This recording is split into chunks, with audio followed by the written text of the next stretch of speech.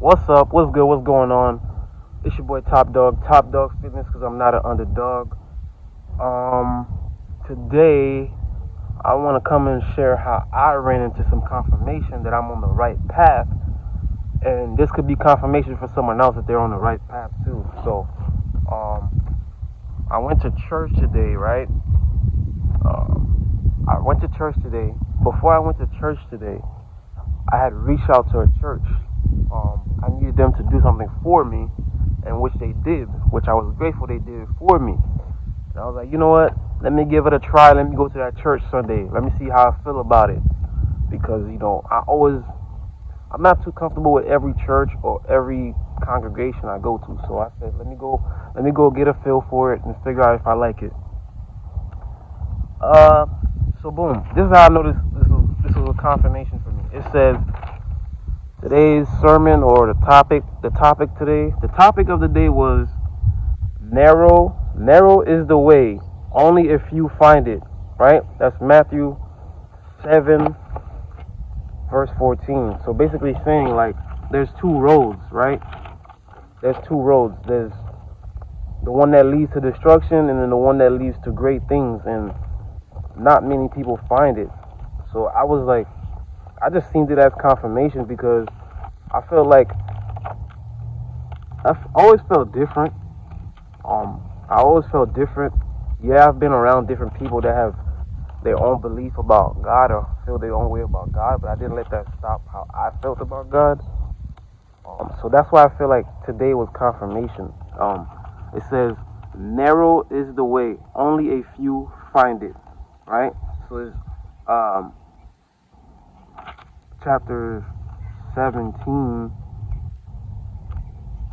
verse 14, right?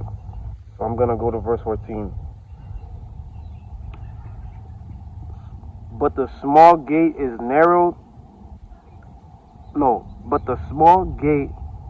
the narrow road both lead to life, and only a few find it. So basically, like, let me read that again. Both small, but small is the gate, narrow the road that leads to life, and only a few find it, right? So narrow is the road that leads to life, and very few find it. Very few find it. They were saying in there that, sinning and going on the wrong road could be fun at times. It's fun until it's not fun, right? And then it said, the road most traveled has a disappointing journey and I can't even read that. Disvanishing end. Basically, I don't know why I can't read that, but basically it's saying that the road most traveled has a disappointing. So basically the road that everybody chooses to take, the highway that everybody chooses to take. I'm not sure where you from or whatever, like originally from Orlando, everybody takes I-4, right? But you got to find which exit to take, that right road, right? Enter through the narrow gate, for the wide gate, enter through the narrow gate, for wide is the gate, and broad is the road that leads to destruction, and many enter through it. So, many enter through the road of destruction. That road of destruction is wide, right? It's wide open for everybody to come in. It's wide open for somebody that want to have fun, right? But it's gonna lead to destruction. It's gonna lead to bad things. The road less traveled has power, purpose, and the promise of a great destination. Oh my God. The road less traveled has power, purpose, and the promise of a great destination. You hear that? You hear that? And one of the things that I preach on here is 4 P's. Peace, positivity, purpose, and performance. What did I just tell you? The road less traveled has power, purpose, and the promise of greatness destination.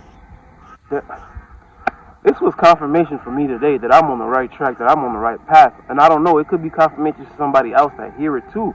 So that's why I came on here to re-give out what I received to other people. And that what I just read was Matthew 7, verse 14. The narrow road has an exit ramp called grace. Ephesians 2:8-9. The narrow road has an exit ramp called grace. So boom, the narrow road, which is the best road for you to be on. It's narrow, not so much people are traveling on it, right? There's a ramp called grace. So if you find yourself the narrow road, as the pastor was saying, if you find yourself on the narrow road, there's an exit ramp for grace.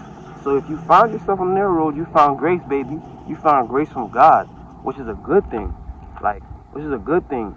That's why I've always been different. I've always been different. I never really follow what everybody else do. I never really, I was always different. Even if you found me in a crowd of 30, 40 people, I was different. I was different. So, and then the last thing it says, don't miss your opportunity to get on the right road. Don't miss your opportunity to get on the right road, right? It's just like, don't miss your shot. It's like, it says so many are called, but not many are chosen, right? How long do you want the Holy Spirit? How long do you want God? How long do you want Jesus to call you? A lot of people are confused between God and Jesus.